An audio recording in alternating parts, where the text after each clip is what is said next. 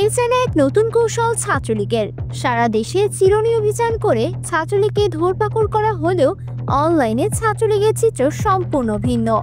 অনলাইনে ছাত্রলীগ 24 ঘন্টা অ্যাক্টিভ। প্রতিনিয়ত ছাত্রলীগের অফিসিয়াল পেজে তারা নানান পোস্ট করেই যাচ্ছে। দেশের খবর, সব নেতাদের, কর্মীদের সবকিছু আপডেট হচ্ছে বাংলাদেশ ছাত্রলীগের অফিসিয়াল ভেরিফাইড ফেসবুক পেজে।